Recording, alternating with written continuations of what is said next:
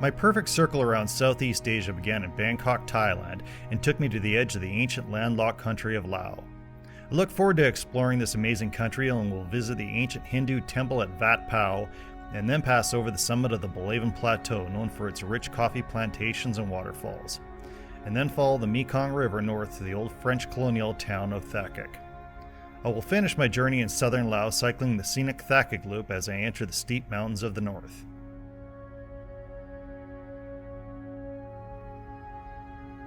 After spending the night in Paxi City, I made a day trip cycling 43 kilometers south to the ancient temple of Vat Phao. Departing Paxi City is a 1.2 kilometer Lao-Nippon bridge crossing the mighty Mekong River. It was nice to escape Paxi for the day. Before I knew it, I was cycling past beautiful farms and rickety bridges.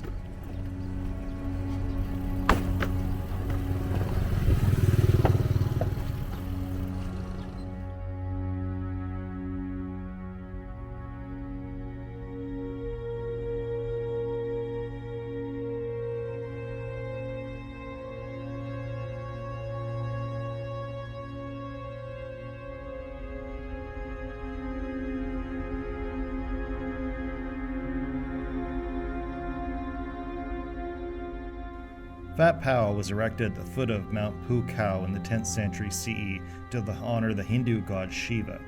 Originally constructed as a Khmer Hindu temple, it was gradually transformed into a center for Theravada Buddhist worship, which it remains to till today.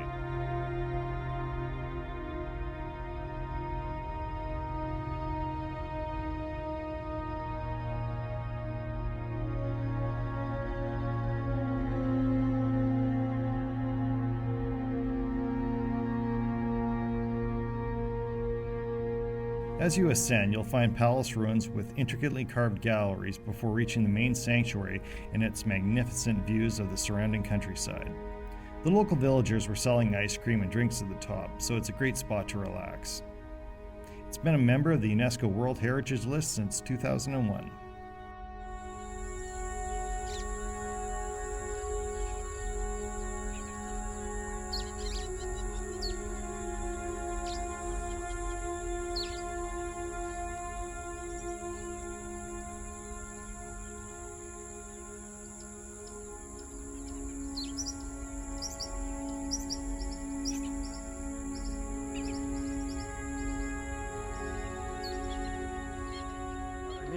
Right up to the top of the staircase here.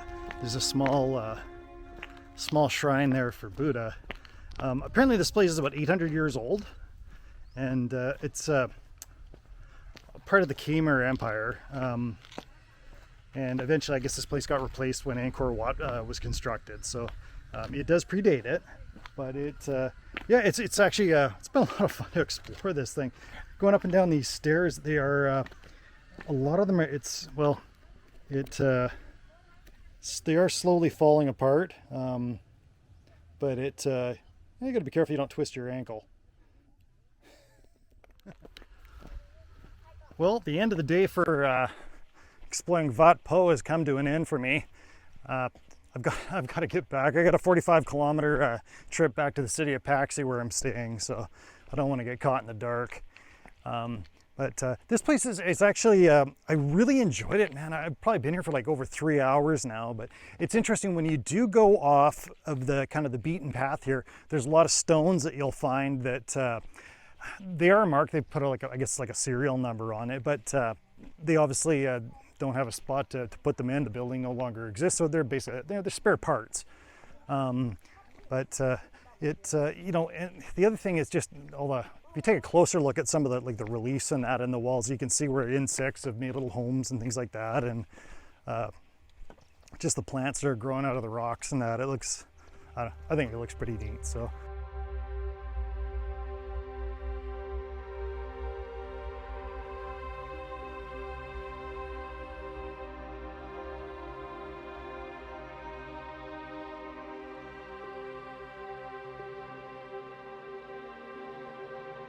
The following day I made my way eastward to the Bolaven Plateau, where waterfalls and coffee plantations are in abundance. It's at a higher elevation, and sadly it rained almost all day while atop the plateau, so I wasn't able to fully explore the area. Well, I just arrived at my guest house, and this is my neighbors tonight, so I don't know, these bells will be going off the whole time.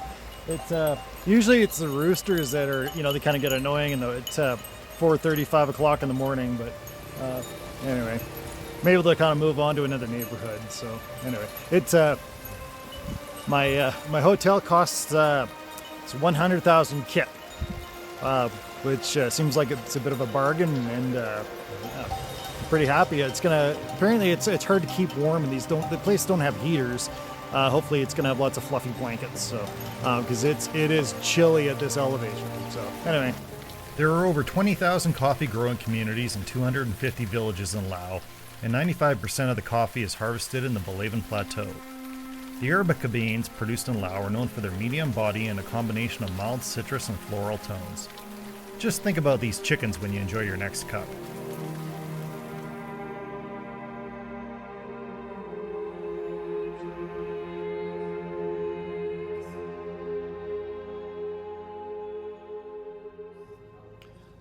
I'm at a cafe. It's called the 1971 Cafe, and it's got lots of souvenirs, I guess from the war, old bomb casings and engines and things. Apparently, the building, it does look like it's been bombed, but it's just an old, I guess, an old powerhouse turbine station. So some of it, I think, is just parts and things like that. Well, got an Americano, and we also have a little pineapple here. It's a cluster munition. It's a BLU-3, it says.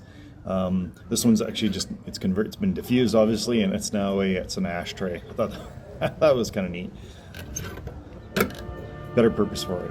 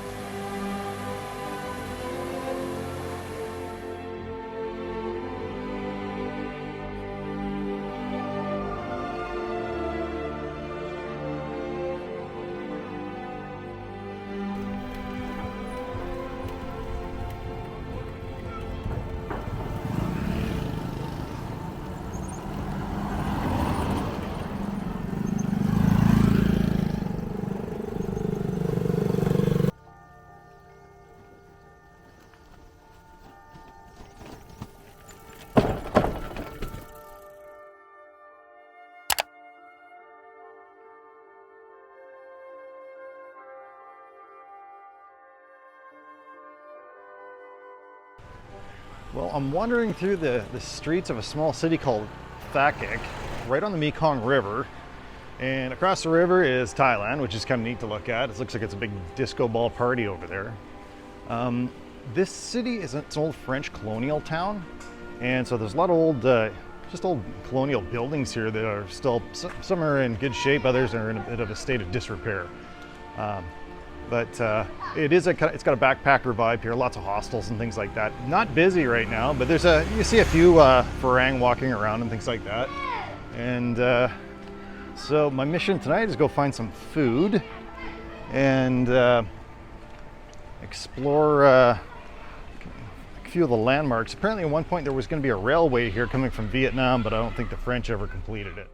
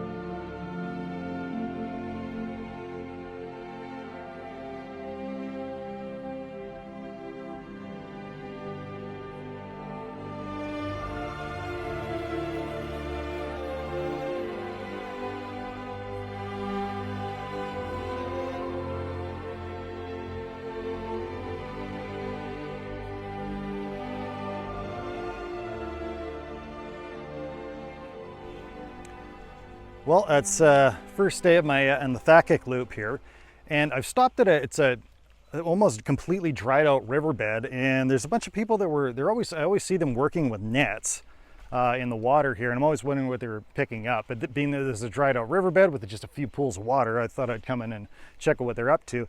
And there's lots of small snails, shellfish, looks to be snakes and fish and all sorts of small creepy crawlies. I went and talked to, well, tried to talk my best of them anyways.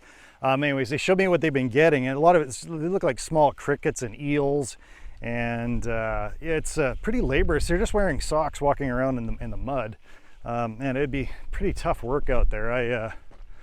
Not really my line of work, but man, it was really interesting to sit. I'll stand here for like an hour now just watching them and taking some video and that, but anyway, they're cooking stuff up at the same time. They seem quite happy with it, and the cows have been walking around the dry riverbed. Yeah, it's just another one of the things you see on the side of the road. But anyway, I'm going to continue on and work my way around the Thakhek Loop. Man, the thing's got big tusks on it. Hey, buddy. You know, the wild ones, they say, are incredibly mean, so I'm hoping this guy's friendly. But, you know, he can reach so far. His trunk can go over on the shoulder of the highway.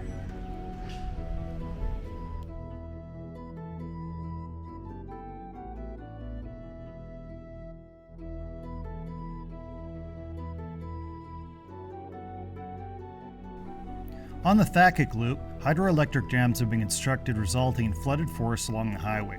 This has created an interesting landscape to cycle through, which I quite enjoyed. As the road climbed above the reservoir, there were some Buddhas that had been carved into the rock wall along the road. Many of them probably aren't even noticed by passing cars, but definitely caught my eye while I was cycling past.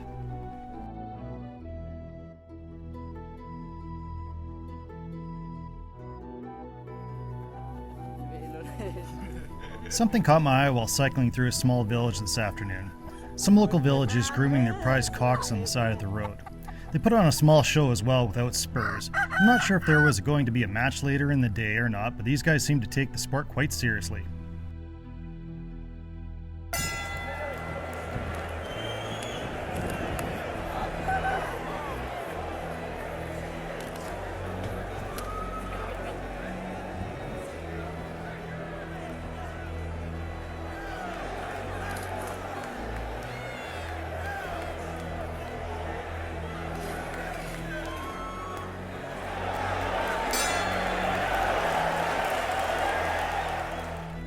As I departed the Thakhek Loop, the road turned northward and tall mountains became visible in the distance.